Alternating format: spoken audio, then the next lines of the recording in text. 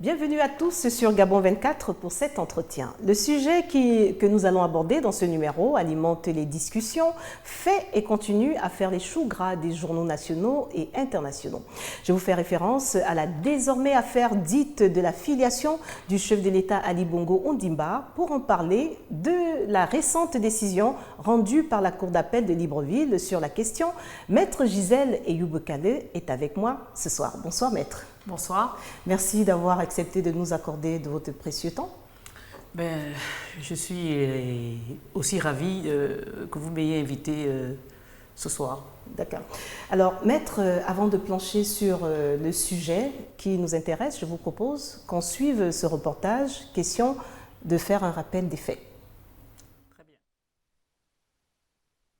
C'est une assistance attentive dans cette salle d'audience de la Cour d'appel de Libreville ce vendredi 12 août 2016. Luc Bengonsi, Dieudonné Moukani Wangou et Léon-Paul Ngoulakia sont les trois requérants ayant introduit une requête auprès de la dite juridiction contestant les origines du président gabonais. La Cour d'appel tranche. Statuant publiquement, contradictoirement, en matière civile, en premier et dernier ressort, en la forme, déclare recevable M. Ngoulakia, Léon-Paul, en sa requête, comme intervenu dans les formes de la loi. Au fond, le déboute purement et simplement pour demande infondée. Constate la carence du ministère public de son propre chef. Condamne Ngoulakia, Léon-Paul, aux dépens. Sur la contestation de la nationalité de Sieur Ali Bongo Ondimba, la Cour d'appel vient de les vider. Pour nous, au niveau de la Cour d'appel, le débat est clos. Nous avons rendu le droit, rien que le droit. C'est une occasion ici du conseil d'Ali Bongo Ondimba d'exprimer son motif de satisfaction au sortir de cette audience d'environ 1 heure d'horloge pour cette ultime étape. Je suis satisfaite parce que la Cour d'appel de Libreville vient de rendre ces 3 décisions. Les requérants, M. Ngoulakia, M. Bengonsi et M. Moukani ont été purement et simplement déboutés parce qu'ils n'ont pas rapporté la preuve qui leur incombait. L'on retiendra qu'une affaire fut inscrite au rôle de la Cour d'appel de Libreville. Il revient désormais aux uns et aux autres de tourner la page au vu du verdict rendu. Et retour sur ce plateau de Gabon 24, Maître Gisèle Eyoub-Kale, docteur en droit et avocat au barreau du Gabon, est notre invité. Et on vient de vous voir, maître, très détendu au sortir de cette audience. De vous à moi, quelle a été votre première pensée une fois cette décision rendue par la Cour d'appel? Lorsque cette décision a été rendue par la Cour d'appel, j'ai été très soulagé, mais j'ai pensé à mon illustre client, son Excellence Ali Bongo Ondimba, qui devait également être soulagé. Parce que lorsque des citoyens, lorsque vous êtes chef de l'État, que vous êtes gabonais, et que pour des raisons diverses et variées, parce qu'on s'oppose à vous, on essaye de vous mettre en difficulté en contestant votre filiation, pour moi c'est très grave. C'est très grave et lorsque la Cour d'appel a vidé sa décision, j'étais très soulagé pour le président de la République.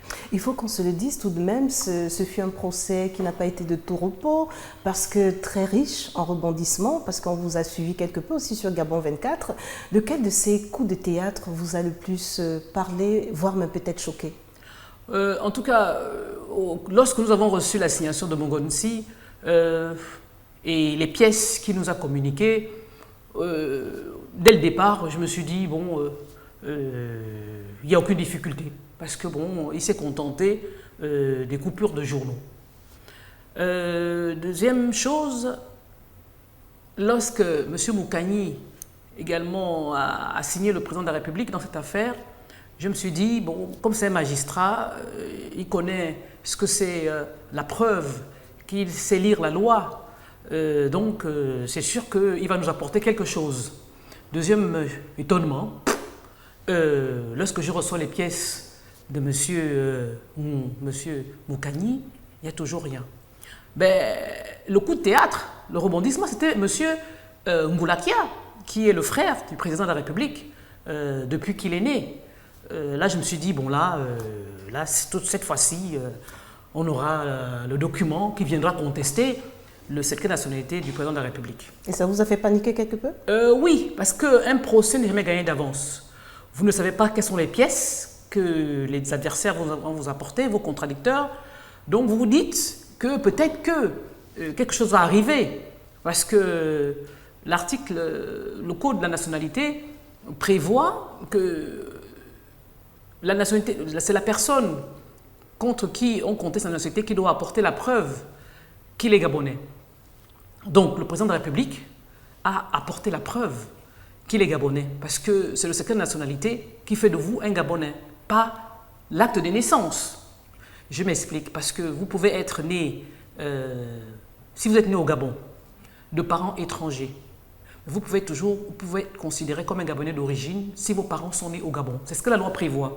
Donc ce n'est pas l'acte de naissance qui est la pièce maîtresse pour déterminer si vous êtes Gabonais d'origine ou pas. C'est le certificat de nationalité, les mentions qui y sont reportées. Donc, comme je vous disais, un procès n'est jamais gagné d'avance. À partir de ce moment-là, on attendait des pièces. Et lorsque Ngoulaki également vient et qui nous communique ses pièces, toujours rien. À ce moment-là, je me suis dit, bon, on va attendre encore jusqu'à la fin de l'audience, et puis il n'y avait toujours rien.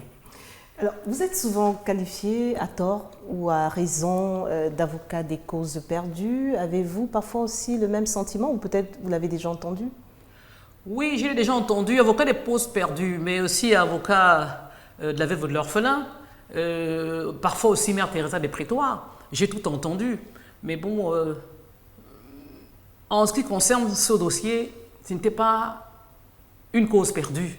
Et qu'est-ce qui vous a déterminé à l'accepter? Parce que vous pouviez dire non, non, non, il s'agit du chef de l'État, je n'y vais pas, c'est osé. Vous savez, premièrement, je suis avocat, je défends tout le monde selon que je trouve la cause juste et en conscience. Lorsque j'ai été constitué par le chef de l'État, déjà pour moi c'est un honneur de défendre le président de la République, la première autorité de son pays. Pour moi, ça voulait dire qu'il a vu en moi des valeurs juridiques et un talent dans ce que je fais. Donc pour moi, c'est un honneur. Mais surtout, lorsque j'ai regardé le dossier, et puisque je le suivais aussi de façon indirecte, comme tous les Gabonais, j'ai trouvé que la cause était juste et qu'elle était défendable. Raison pour laquelle j'acceptais de le défendre. Alors, maître, revenons sur ce procès. À quel moment avez-vous senti que les choses tournaient en votre faveur? Je l'ai senti dès le départ, parce qu'en réalité, cette procédure est une procédure essentiellement écrite. C'est-à-dire que les plaidoiries sont venues en réalité soutenir ce que nous avons écrit. Donc, il y a des échanges de conclusions, des échanges de pièces entre avocats ou entre les parties, et au fur et à mesure, on se rend compte que rien n'est produit. Donc, à partir de ce moment-là, normalement, sauf coup de théâtre, je savais que, en principe, on tenait le bon bout. Nous avons fait des recherches, il y a des pièces qui nous ont été communiquées sur le maire de Brazzaville, de l'époque. J'ai fait des recherches, je suis allé sur le site de la mairie de Brazzaville et je me suis rendu compte que tout ce que mes contradicteurs disaient était inexact. Et donc, à ce moment-là, j'ai donc pensé que mon confrère et moi, maître Dumont-Begui, que nous tenions le bon bout et qu'en principe, sauf coup de théâtre en dernière minute, c'est possible encore, au moment de la plaidoirie, qu'on puisse nous communiquer des pièces que nous n'avons pas eues. Bon, jusqu'à la fin, il n'y a rien eu. À ce moment-là, ma très chère madame, j'ai compris que on avait des chances, beaucoup de chances de gagner ce procès. Maître, dans de telles circonstances, on sait que parfois des gens subissent des pressions, voire même des menaces. Est-ce que ça a été votre cas durant tout ce procès? En tout état de cause, lorsque certaines personnes ont su que je défendais son Excellence M. Ali Bongo Ondimba, j'ai effectivement eu quelques pressions, des critiques, parfois très violentes. Jusqu'à présent, pourquoi je le défends? Je suis connu pour défendre la veuve et l'orphelin, je suis connu pour défendre les petites gens, mais en réalité, je leur ai dit que je suis avocat et que ce n'est pas... C'est vrai que c'est la première fois que je défends le chef de l'État, un chef d'État, mais je défends tout le monde parce que c'est mon métier. Et lorsque j'épouse une cause, lorsque je sens que la cause est juste, je la défends. Parce qu'effectivement, je peux refuser des dossiers lorsque je ne suis pas en symbiose avec un dossier qu'on me présente. Mais dans le cas d'espèce, concernant le président de la République, et lorsque j'ai vu les différentes pièces et les requêtes, il n'y avait pas de raison que je recule, parce qu'il avait raison sur toute la ligne. Et la preuve, c'est que ces contradicteurs ont perdu le procès. Et vraiment, c'est le droit qui a été dit. Et le droit est scientifique, il n'y a rien à faire. Donc, on n'a pas de sentiment. Absolument. On dit les droits. Et qu'est-ce qui vous a le plus motivé dans cette affaire, dis-je bien, Maître Eyou, l'envie de faire coûte que coûte éclater la vérité, ou peut-être le cachet de vos honoraires, car on spécule aussi sur le fait qu'au sortir de ce procès, votre retraite est assurée. Vous savez, d'abord, je suis avocat, je vis de mon métier, c'est une chose, mais ce n'est pas le cachet qui m'intéresse lorsque je prends un dossier. Et beaucoup de personnes qui me connaissent le savent. Ce n'est pas d'abord le cachet, c'est d'abord la cause. Et dans ce dossier, j'ai senti que le président de la République avait été tellement vilipendé que j'ai voulu comprendre ce qui se passait.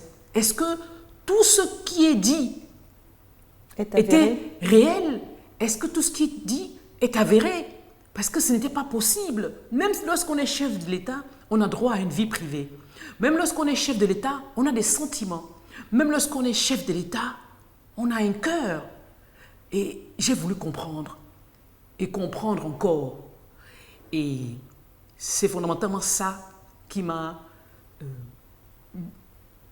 obligé, ou plutôt qui m'a convaincu, parce que je savais que tout ce qui avait été dit était irréel. Même si je n'ai pas l'âge du président de la République, mais moi je le connais de loin, depuis que je suis petite. Jamais j'ai entendu dire que le président de la République n'était pas le fils d'Omar Bongo Ondimba. Et ce qui me choquait le plus, c'était de me dire, mais toutes ces personnes qui attaquent aujourd'hui Ali Bongo Ondimba sont des personnes qui ont travaillé avec lui, qui l'ont toujours considéré comme le fils de Bongo, qui ont toujours su qu'il est le fils du président de la République, Omar Bongo Ondimba. Pourquoi aujourd'hui, plusieurs années, plusieurs dizaines d'années plus tard, ils viennent remettre en cause cette filiation? Et ça, ça m'a beaucoup choqué. Et je suis sûr que le chef de l'État, le président de la République, Omar Bongo, doit être très malheureux dans sa tombe. Et suite à la dernière décision donc rendue par la Cour d'appel, pour vous et pour Maître Begui et d'autres conseils aussi dans cette affaire de filiation du chef d'État Ali Bongo Ondimba, l'affaire est définitivement classée au Gabon et en France. Comment l'intéressé a-t-il réagi? Je n'ai pas encore rencontré le chef de l'État depuis que la décision a été rendue, mais j'imagine qu'il a été très satisfait parce que je l'ai entendu lors de l'ouverture de sa campagne parler de cette décision, et avec joie et avec fierté. Donc j'imagine que le chef de l'État a été très content. Surtout, ce qu'il faut retenir, c'est que la nationalité, c'est ce qui attache un être humain à un État. Et donc le législateur a voulu que chaque fois qu'on conteste la nationalité de quelqu'un, que ça se passe devant la cour d'appel en premier et dernier ressort. Et la décision qui est rendue par la cour d'appel à ce moment-là est une décision qui a autorité absolue de la chose jugée. Cela veut dire quoi? Cela veut dire tout simplement qu'il n'y a aucun recours possible, ni devant la Cour de cassation, ni en rétractation. La décision est définitive. Alors, aujourd'hui... Même pas, on ne peut même plus aller en Cour de cassation. Impossible. C'est ce que vous me le dites. cette décision a l'autorité absolue de la chose jugée. On ne peut pas revenir dessus. On ne peut pas trimballer un citoyen devant les tribunaux pour sa nationalité. Une fois que la Cour a rendu sa décision, elle est définitive. Donc, c'est très important. Et si certaines personnes, à mon avis, s'aventurent à revenir là-dessus, le chef de l'État, en tant que Gabonais, aura le droit de poursuivre ces personnes pour et c'est valable défamation. À l'intérieur du Gabon et à l'extérieur. Exact.